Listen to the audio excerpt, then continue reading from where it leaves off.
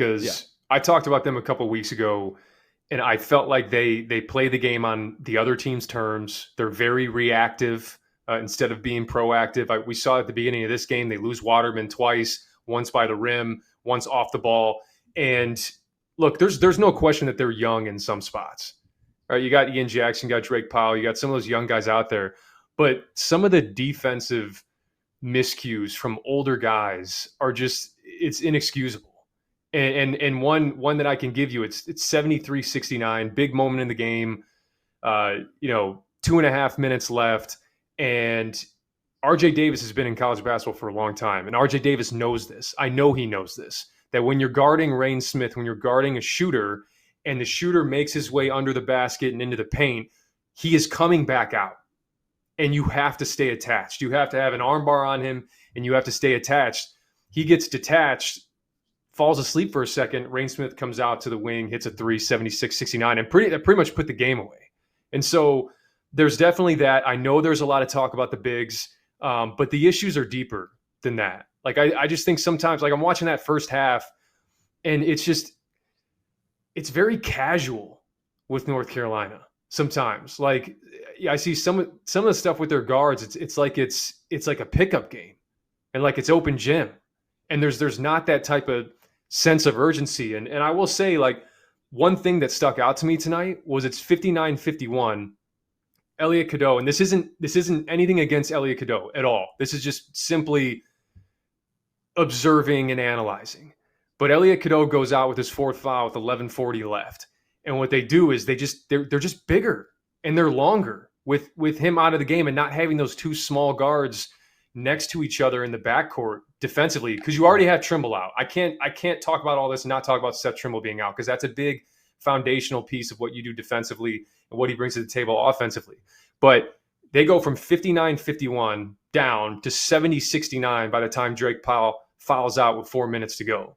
And they cut into that because I just thought they made things difficult on Louisville, defensively. And so the last part that I'll mention too, because moving forward, you're going to have to find wins, right, in the ACC, and you're going to have to find a lot of them if you're North Carolina. And something that stuck out to me tonight, and it's not just tonight because he's been doing it for the last few games, Ian Jackson's a stud. Like that dude can play. And what stuck out to me the most tonight was with 11 minutes left when Cadeau went out, you know who Chucky Epperin left? RJ Davis. You know he went to go guard? Ian Jackson for the rest of the game. So if that tells you the type of respect that a guy like Ian Jackson already has, is he's commanding that type of attention from the defense. Does that continue moving forward? Because if it does, that alleviates pressure on RJ Davis. It just does. Because you know who was dealing with RJ Davis, or was dealing with Chucky Hepburn the whole game before that? Was RJ Davis. So can that continue, right? The emergence of Ian Jackson, a guy that I think is a first-round pick, bona fide, like that's just going to help. That's going to help RJ Davis. But I want to see what they do with that backcourt, because with Trimble out, you're just really small and you're really thin defensively. So if you're looking at Louisville, let's do Louisville real quick, and then we'll talk more big picture on North Carolina. But I want to start with Louisville. A win in the non-conference down there in the Bahamas over West Virginia, also had to win over Indiana. But now here over North Carolina as you get into ACC play. Is this a team, and Jeff, I'll start with you here. Is this a team that you feel like has positioned itself for a run to the NCAA tournament? Here, the metrics, mid-50s on KenPom, the wins are there, or could be there in the ACC, but the ACC not being as strong. Where do you think Louisville is now as you flip the calendar to 2025? I think they're going to be a fringe tournament team. I kind of said that going into the year once I saw them a little bit. I think they don't have a dude. Like, Chucky's really good, but he's still not a guy offensively that you just give the ball to and say, like, he's going to take over games. They got a lot of good players, and now they're thin. And Pat Kelsey is not used to playing 7, 8 guys. He's used to playing 10 at Charleston. I actually think that might work to his advantage, that he'll have to play 8 and shorten up his rotation a little bit. Because, again, I think I would have been giving James Scott 30 minutes from the get-go. I think his potential is that high. And he's something that other teams in the league don't really have. But again, I think they're probably, because their resume isn't that strong going into league play, and a win against Carolina at home like Mike said, it's a quad 2 win. It doesn't do it. It's not like you look at it as you did last year as a resume win. There just aren't any others unless you're going to beat Duke. There's no other win that you're going to get right now in the ACC that's going to completely move the needle. The best win might be like at Clemson. Well, Memphis beat Clemson. Like, that'd be a good win, but it's not one of those where it's going to move the needle. Like, there's probably 8 of them in the SEC that move the needle more than that. Yeah. Mike, any big picture thoughts on Louisville here before we talk about North Carolina? Yeah, I mean, just quickly, I think Jeff makes a really good point about Chucky Hepburn, and I would have loved to see them have one more ball handler, like true guard, because that's who Chucky Hepburn has had his whole career. I mean, when he came in at Wisconsin, it was Johnny Davis, it was Brad Davison. You know, they could kind of alleviate some of the burden that he would have as a ball handler and as an offensive player. And then even last year at Wisconsin, I mean, you got AJ Storer, you got Max Klesmit, you got John Blackwell. I mean, he's always played with other guards. Like, Chucky has never been a full-time point guard his whole career. Like, he has always been a combo, you know, kind of timeshare type of guard in the backcourt. And so this is, I think, new for him. And you know, I know he shoots 20 free throws tonight, but you're not going to get that every single night. Here's the thing with Louisville, right?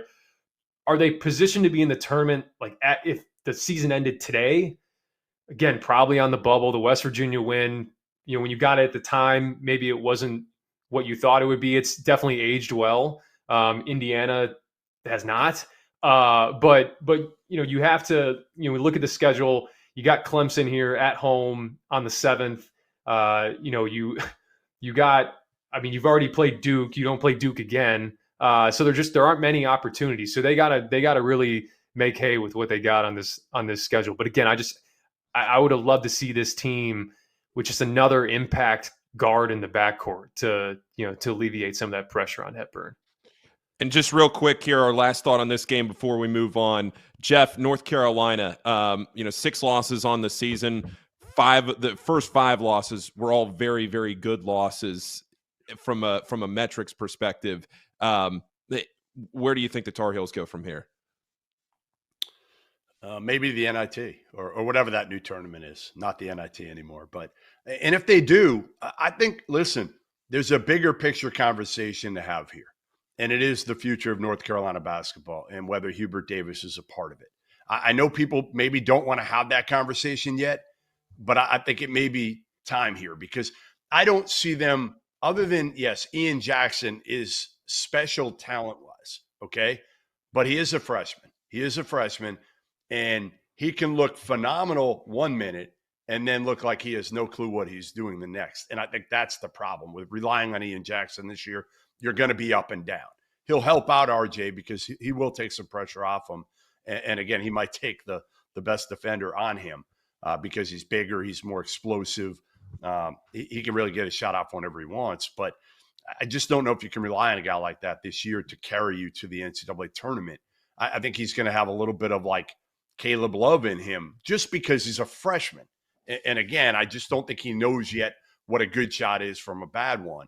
But with regards to Hubert Davis, you know, this is a guy that his first year, yeah, he made the title game.